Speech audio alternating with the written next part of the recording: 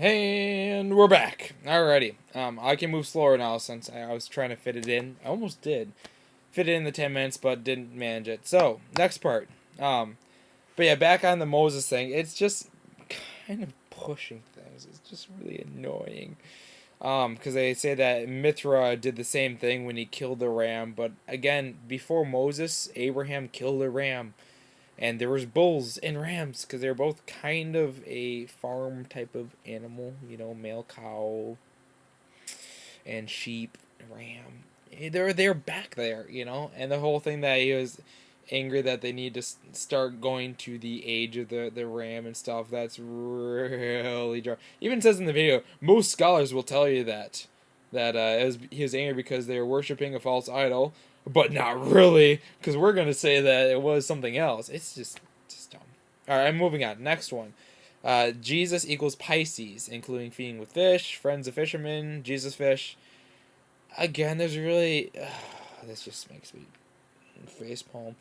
Okay, first off, if Jesus was going to be a representation of fish, why wasn't he a fisherman himself?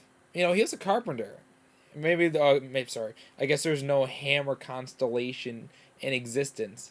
And they say that he had two fishermen friends that are part of the disciples. Okay, well, what about the other 10 disciples? I guess, again, there's no taxpayer one, so I guess, but they're drawing on stuff. I mean, they really are just drawing on things. Um, yes, he did feed people with fish, but fish was a common staple back then because it was protein and it was right next to you. And there's a lot of fishermen out there. And he also did with bread. Oh, if it's bread though, House of the Bread Virgo. Maybe he's supposed to represent Virgo instead. I mean, it's just like you can try and twist anything you want to fit your own needs. As for the other part, the Jesus fish, that actually has nothing to do with like the Bible in that essence. We don't use the Jesus fish because it represents Jesus as a fish or Pisces or anything like that. The origin of the Jesus fish came actually from the Greek words Jesus Christ, God's Son, Savior. And in Greek, and on the page, it actually shows it, although some of the characters couldn't make it because of the thing. But basically, when you spell it out, the first letters end up being the Greek symbol I, X, O, U, or Y, sigma thing. But when you sound it out, it's ichthys. So the first letters of the Jesus Christ, God's Son, Savior is ichthys, which equals fish. And it did fit because, of course, he did do some stuff with fish. And he said, be the fisher of man. So it just kind of fit. But it's not like, it's a symbol of Pisces. No, it's a word. It's like scuba or like LOL. It's just put together and it just sounded like fish. So they say, oh, well, let's use fish then. It works. It's a good symbol. Let's do that. In fact, the original ones showed a fish and those letters I, X, Y, or O, Y, sigma inside of the fish. Or a fish with a cross as an eye. So that's the origin of that. And that happened a little bit later in the Greek culture. Okay, next thing. It says the last Passover, Jesus said to follow a man with a pitcher of water and to find a place for the Passover. But this man's actually a symbol for Aquarius, and that it's the procession following to Aquarius. Well, although it is true that Pisces or Aquarius is after Pisces, then if it was just an analogy, why did they actually find someone and have a place to stay for Passover, the Jewish holiday, to remember back when the angel of death passed over the houses during the Egypt plagues? If it was just a symbol, there wouldn't be anyone there. Now let's think about this.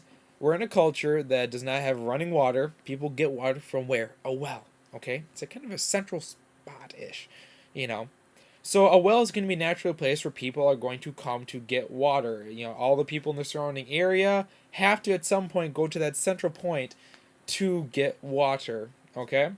And sorry, still got a little bit of a throat sore. And it's just a good identification marker as well. So it gave them a location to where to find the person. If Jesus said, find a guy with a purple robe with yellow stripes on it, they'd have to look around the entire town to find that. Or otherwise, it said a man with a pitcher, and as soon as you enter the city, you'll see him. Okay, well, there's a man with a pitcher probably by a well. I'm not sure if they did find him exactly at the well, but Yeah, you never know. I'm just saying that it's not really simple because he actually did find someone. And they did go to the house for Passover, you know. So not really simple actual thing. Yeah. I'll have to check on the whole translation at the end of the age or whatnot. A lot of Bible translates sit to end of the age instead of end of the world. But I'll have to check the original Greek what it means. I really don't trust them that they say the original Greek means eon or age or whatnot because they don't have a really good track record so far with this whole thing. Um, I didn't list the rest of the things. I'm running low on time. I still have to write a report and study for an upcoming exam tomorrow and make a comic. So I'll put more information up. I'll try and get that meeting with Gary so I can look at more of the horror stuff and see if there's anywhere that I might have missed for those things that they claim.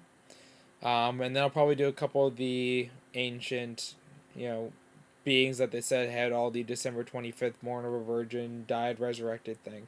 Because I have a feeling that it's not going to be true either. So I hope you enjoyed this little part 2 and 3 of the video of this rebuttal. Again, I have on that link in the commentary box is going to be the resources that I used. If I didn't list one, just ask me and I'll give it to you. But yeah. So far, the Zeitgeist movie is not proving very truthful, and not surprised considering that the whole motif of it is going to be a conspiracy theory. So I hope those people that got shocked by it will take a second look and start looking at this stuff. And by all means, you can use my research as a template and find what I found, or you can try and venture out and see what you want. But again, the stuff they claim, I'm not finding it, or it's very stretched. There might be a couple things true here and there, but nothing that really is relevant or anything convicting. So, yeah. Change my opinion of things? I think not. Alright, anyways, take care, guys. God bless. If you have any questions, just tell me. And with the page, it says on there, if you have any evidence for or against the Zeitgeist movie that you want to include, send me an email by all means. I'll put it up as long as you have actual valid research with it that I can look up and see what you saw. Otherwise, you can make again blatant claims that, oh, this is true, with no nothing. That's it. Just saying that and doesn't do anyone any good. So yeah, all right. Take care. See y'all later. Probably next week I'll do the next part of the video for this and hopefully be done with this or close to done. Take care. God bless. See you later.